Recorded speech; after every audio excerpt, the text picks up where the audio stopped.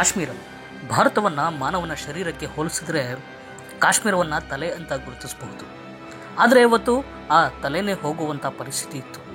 ಕಾಶ್ಮೀರ ನಮ್ಮ ಕೈ ಬಿಟ್ಟೇ ಹೋಯ್ತು ಅನ್ನೋ ಪರಿಸ್ಥಿತಿ ಬಂದುಬಿಟ್ಟಿತ್ತು. ಎಲ್ಲದಕ್ಕೂ ಕಾರಣ ಆ ಒಂದು ಮಹಾಪ್ರಮಾದ, ಮುತ್ಸದ್ದಿ ಅನ್ನಿಸಿಕೊಂಡವರಿಂದಲೇ ನಡೆದಿದ್ದ ಆ ತಪ್ಪು. ನಾನು ಮಲಗೋಕೆ ಹೋಗ್ತಾ ಇದ್ದೀನಿ. ಒಂದು ವೇಳೆ ಮುಂಜಾನೆ ಒಳಗೆ ಭಾರತ ಸೈನ್ಯದ ವಿಮಾನಗಳ ಸದ್ದು ಶ್ರೀನಗರದಲ್ಲಿ ಕೇಳದೇ ಇದ್ರೆ ನಾನು ನಿದ್ದೆಯಲ್ಲಿರುವಾಗಲೇ ಗುಂಡು ಹಾರಿಸಿ ಕೊಂದು ಬಿಡು.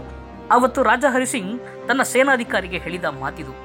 ಆ ಮಾತುಗಳನ್ನು ಹೇಳುವಾಗ ಹರಿಸಿಂಗ್ ಮನಸ್ಸು ಗೊಂದಲಗಳ ಗೂಡಾಗಿತ್ತು. ಇಷ್ಟಾದರೂ ಆಶ್ರಯ ನೀಡಿ ಅಧಿಕಾರ ಕೊಟ್ಟ ರಾಜನ ಮೇಲೆ ಗುಂಡು ಹಾರಿಸೋ ಪ್ರಮೇಯ ಆ ಸೇನಾಧಿಕಾರಿಗೆ ಬರಲಿಲ್ಲ ಬಿಡಿ. ಆದರೆ ಅಂದಿನಿಂದ ಇಂದಿನವರೆಗೂ ಕಾಶ್ಮೀರದಲ್ಲಿ ಎದ್ದ ಕೋಲಾಹಲ ಮಾತ್ರ ತಪ್ಪಿದೇ ಇಲ್ಲ. ಕುತಂತ್ರ ಕೊನೆಯಾಗಿಲ್ಲ. ಪ್ರಾಕೃತಿಕವಾಗಿ ಕಾಶ್ಮೀರ ಕೂಲಾಗಿದೆ. ಆದರೆ ಕಾಶ್ಮೀರದ ದಟ್ಟ ಹಿಮದಡಿಯಲ್ಲಿ ಪ್ರತ್ಯೇಕತೆಯ ಜ್ವಾಲಾಮುಖಿ ಕುದೀತಾನೆ ಇದೆ. ಯಾಕೆ ಹೀಗಾಯ್ತು? ಜಮ್ಮು ಕಾಶ್ಮೀರದ ಮಹಾರಾಜ ಹರಿಸಿಂಗ್ ಒಂದು ಪತ್ರವನ್ನು ಬರೀತಾ ಇದ್ರು. 26 ಅಕ್ಟೋಬರ್ 1947, ಅಮರ್ ಪ್ಯಾಲೇಸ್, ಜಮ್ಮು. ಆವತ್ತು ಜಮ್ಮು ಕಾಶ್ಮೀರದ ಮಹಾರಾಜ ಹರಿಸಿಂಗ್ ಒಂದು ಪತ್ರನ ಬರೀತಿದ್ರು. ಅದು ಒಪ್ಪಂದದ ಪತ್ರವಾಗಿತ್ತು. ಸ್ವತಂತ್ರ ಭಾರತದೊಂದಿಗೆ ಜಮ್ಮು ಕಾಶ್ಮೀರವನ್ನ ವಿಲೀನಗೊಳಿಸುವ ಕರಾರು ಪತ್ರ ಅದು. ಆ ಕರಾರು ಪತ್ರಕ್ಕೆ ಹರಿಸಿಂಗ್ ಸಹಿ ಬಿದ್ದ ನಂತರ ಜಮ್ಮು ಮತ್ತು ಕಾಶ್ಮೀರ ಭಾರತದೊಂದಿಗೆ ವಿಲೀನವಾಗುತ್ತೆ. ತನ್ನ ಇಚ್ಛೆಯ ಅನುಸಾರ ರಾಜಾ ಹರಿಸಿಂಗ್ ಭಾರತದ ಪ್ರಜಾಪ್ರಭುತ್ವದ ವ್ಯವಸ್ಥೆಯೊಂದಿಗೆ ಜಮ್ಮು ಮತ್ತು ಕಾಶ್ಮೀರವನ್ನ ಸೇರಿಸಲು ಒಪ್ಪಿದ್ರು. ಅಲ್ಲಿಗೆ ಜಮ್ಮು ಮತ್ತು ಕಾಶ್ಮೀರದ ವಿವಾದ ಕೊನೆಯಾಗಬೇಕಿತ್ತು. ಆದರೆ ಹಾಗಾಗ್ಲಿಲ್ಲ. ಯಾಕೆ ಹಾಗಾಗ್ಲಿಲ್ಲ? ಹಾಗಾದರೆ ಅದಕ್ಕೆ ಹೊಣೆ ಯಾರು? ಅಂದಿನ ಪ್ರಧಾನಿ ಜವಾಹರ್ಲಾಲ್ ನೆಹರೂನ, ಉಪ ಪ್ರಧಾನಿ ಸರ್ದಾರ್ ವಲ್ಲಭಭಾಯ್ ಪಟೇಲ, ಅಥವಾ ಲಾರ್ಡ್ ಮೌಂಟ್ ಬ್ಯಾಟನ್ನ, ಅಥವಾ ರಾಜಾ ಹರಿಸಿಂಗ? ಜಮ್ಮು ಕಾಶ್ಮೀರದ ರಾಜಾ ಹರಿಸಿಂಗ್ ಬಗ್ಗೆ ಅಂದು ಹಲವು ಕಥೆಗಳು ಚಾಲ್ತಿಯಲ್ಲಿದ್ದವು. ರಾಜಾ ಹರಿಸಿಂಗ್ಗೆ ಪ್ರಜೆಗಳಿಗಿಂತ ಹೆಚ್ಚಾಗಿ ಮುಂಬೈನ ರೇಸ್ ಕೋರ್ಸ್ನಲ್ಲಿ ಓಡೋ ಕುದುರೆಗಳ ಮೇಲೆ ಒಲವು ಜಾಸ್ತಿ ಇತ್ತು. ಅದನ್ನು ಬಿಟ್ಟರೆ ಕಾಡು ಪ್ರಾಣಿಗಳ ಬೇಟೆಯಲ್ಲಿ ಸಮಯ ಕಳೆಯೋದೇ ಮುಖ್ಯ ಆಗಿತ್ತು. ಭಾರತಕ್ಕೆ ಸ್ವಾತಂತ್ರ್ಯ ಸಿಗೋ ಮೊದಲು ಜಮ್ಮು ಕಾಶ್ಮೀರದ ಹಾಗೆ ಹಲವು ರಾಜಾಡಳಿತವುಳ್ಳ ಸಂಸ್ಥಾನಗಳಿದ್ವು. ಆ ಸಂಸ್ಥಾನಗಳೆಲ್ಲವೂ 1947 ಆಗಸ್ಟ್ 15 ನಂತರ ಸ್ವತಂತ್ರ ಭಾರತದೊಂದಿಗೆ ವಿಲೀನಗೊಳ್ಳುತ್ತಾ ಬಂದವು. ಜಮ್ಮು ಕಾಶ್ಮೀರಕ್ಕೆ ಕೂಡ ಅಂಥದ್ದೊಂದು ಆಯ್ಕೆ ಇತ್ತು. ಅದು ಭಾರತವನ್ನು ಸೇರಬಹುದಿತ್ತು, ಇಲ್ಲದಿದ್ದರೆ ಪಾಕಿಸ್ತಾನದೊಂದಿಗೆ ವಿಲೀನಗೊಳ್ಳಬಹುದಿತ್ತು. ಯಾವುದೂ ಬೇಡ ಅಂದರೆ ಸ್ವತಂತ್ರ ರಾಷ್ಟ್ರವಾಗಿ ಉಳಿಯೋ ಆಯ್ಕೆ ಕೂಡ ಇತ್ತು. ರಾಜಾ ಹರಿಸಿಂಗ್ಗೆ ಜಮ್ಮು ಕಾಶ್ಮೀರವನ್ನು ಸ್ವತಂತ್ರವಾಗಿ ಉಳಿಸಿಕೊಳ್ಳೋ ಇರಾದೆ ಇತ್ತು. ಹೀಗಿರುವಾಗಲೇ ಲಾರ್ಡ್ ಮೌಂಟ್ ಬ್ಯಾಟನ್ ರಾಜಾ ಹರಿಸಿಂಗ್ನನ್ನ ಜಮ್ಮುವಿನಲ್ಲಿ ಭೇಟಿಯಾಗಿ ಮಾತುಕತೆ ನಡೆಸಿದರು.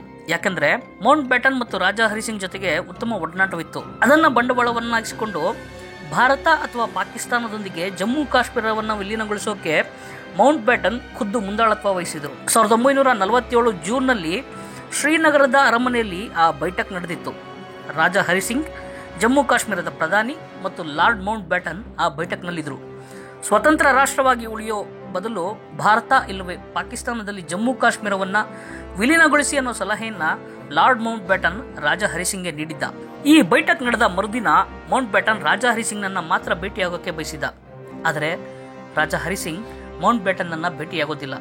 ತನಗೆ ಹೊಟ್ಟೆ ನೋವಿರೋ ಕಾರಣ ಇಂದು ಭೇಟಿಯಾಗೋಕೆ ಸಾಧ್ಯವಿಲ್ಲ ಅನ್ನೋ ಪತ್ರವೊಂದನ್ನ ತನ್ನ ಸಹಾಯಕರ ಮೂಲಕ ತಲುಪಿಸಿಬಿಟ್ಟಿದ್ದ. ಮೌಂಟ್ ಬ್ಯಾಟನ್ ಈ ಅವಮಾನದ ಪೆಟ್ಟಿಗೆ ಪ್ರತೀಕಾರ ನೀಡೋ ಮೊಸಲತ್ತನ್ನ ಅಲ್ಲಿಂದನೇ ಆರಂಭಿಸಿದ್ದ. ರಾಜನಿಗೆ ಬಂದ ಈ ಹೊಟ್ಟೆ ನೋವಿನಿಂದ ಶುರುವಾಗೋದೇ ಜಮ್ಮು ಕಾಶ್ಮೀರದ ಬಗೆಹರಿಯದ ವಿವಾದದ ಕಥೆ. ಅಂದು ರಾಜಾ ಹರಿಸಿಂಗ್ ನೀಡಿದ ಹೊಟ್ಟೆ ನೋವಿನ ಕಾರಣ ಕಾಶ್ಮೀರ ಸಮಸ್ಯೆ ಹುಟ್ಟಿಗೆ ಬಿತ್ತಿದ ಮೊದಲ ಬೀಜವಾಗಿತ್ತು. ಅಂದು ಶ್ರೀನಗರದಿಂದ ಹೊರಟ ಮೌಂಟ್ ಬ್ಯಾಟನ್ ಸೀದಾ ಬಂದು ಕೂತಿದ್ದು ಜವಾಹರ್ಲಾಲ್ ನೆಹರು ಎದುರಿಗೆ. ಶ್ರೀನಗರ ಪ್ರವಾಸದ ಸಂಪೂರ್ಣ ಸಾರಾಂಶದ ಬಗ್ಗೆ ಮೌಂಟ್ ಬ್ಯಾಟನ್ ನೆಹರು ಜೊತೆ ಚರ್ಚೆ ಮಾಡ್ತಾರೆ. ಮಾತುಕತೆ ಅಂತ್ಯದಲ್ಲಿ ನೆಹರು ಒನ್ ಲೈನ್ನಲ್ಲಿ ತಮ್ಮ ನಿಲುವನ್ನು ಹೇಳ್ತಾರೆ. ರಾಜಾ ಹರಿಸಿಂಗ್ಗೆ ಬಂದಿರೋ ಈ ಹೊಟ್ಟೆ ನೋವಿಗೆ ದೊಡ್ಡ ಮದ್ದನ್ನೇ ಹುಡುಕಬೇಕು ಅಂತಾರೆ. ಜಮ್ಮು ಕಾಶ್ಮೀರವನ್ನ ಸ್ವತಂತ್ರವಾಗಿಟ್ಟು ತಾನೇನು ಸಾಧಿಸೋಕೆ ಹೊರಟಿದ್ದೀನಿ ಅನ್ನೋ ಅಂದಾಜು ಖುದ್ದು ರಾಜಾ ಹರಿಸಿಂಗ್ಗೆ ಇರಲಿಲ್ಲ. ಹೀಗಿರುವಾಗಲೇ ಭಾರತ ಬ್ರಿಟಿಷರ ಆಡಳಿತದಿಂದ ಸ್ವಾತಂತ್ರ್ಯ ಪಡೆದಿತ್ತು. ಜಮ್ಮು ಕಾಶ್ಮೀರಕ್ಕೆ ಭಾರತ ಇಲ್ಲವೇ ಪಾಕಿಸ್ತಾನವನ್ನು ಸೇರಲೇಬೇಕಾದ ಅನಿವಾರ್ಯತೆ ಹತ್ತಿರವಾಗ್ತಿತ್ತು.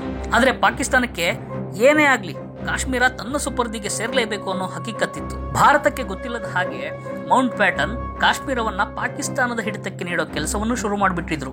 ಪ್ರಧಾನಿ ನೆಹರುಗೆ ಪಾಕಿಸ್ತಾನದ ಯೋಜನೆಗಳೇನು ಅನ್ನೋದು ಗೊತ್ತಿತ್ತು. ಈಗ ಭಾರತ ಏನು ಮಾಡಬೇಕು ಅನ್ನೋದನ್ನು ಗೊತ್ತು ಮಾಡಿಕೊಳ್ಳೋದಕ್ಕೆ ನೆಹರು ಬುಲಾವ್ ನೀಡಿದ್ದೆ ಉಪ ಪ್ರಧಾನಿ ಸರ್ದಾರ್ ವಲ್ಲಭಭಾಯ್ ಪಟೇಲ್ಗೆ. ಆವತ್ತು ಸೆಪ್ಟೆಂಬರ್ 27, 1947 ಇಸ್ವಿ. ನೆಹರು ಅಂದು ಉಪ ಪ್ರಧಾನಿ ಸರ್ದಾರ್ ವಲ್ಲಭಭಾಯ್ ಪಟೇಲ್ಗೆ ಪತ್ರವೊಂದನ್ನು ಕಳಿಸಿದ್ರು. ಆ ಪತ್ರದಲ್ಲಿ ನೆಹರು ಏನು ಹೇಳಿದ್ರು ಅಂದರೆ, ಪ್ರಿಯ ವಲ್ಲಭಭಾಯ್, ನಾನು ಕಾಶ್ಮೀರದ ಬಗ್ಗೆ ನಿಮಗೊಂದಷ್ಟು ಮಾತಾಡ್ತಾ ಇದ್ದೀನಿ. ಇಂಟೆಲಿಜೆನ್ಸ್ ವರದಿ ಪ್ರಕಾರ ಕಾಶ್ಮೀರದ ಸ್ಥಿತಿ ಬಿಗಡಾಯಿಸ್ತಾ ಇದೆ ಮತ್ತು ತುಂಬಾನೇ ಆತಂಕಕಾರಿಯಾಗಿದೆ. ಪಾಕಿಸ್ತಾನ ಸೇನೆಯನ್ನ ಕಾಶ್ಮೀರದ ಗಡಿಯಲ್ಲಿ ಜಮಾವಣೆ ಮಾಡಿ ತನ್ನ ವಶಕ್ಕೆ ಪಡೆದುಕೊಳ್ಳುವ ಸಿದ್ಧತೆ ನಡೆಸಿದೆ.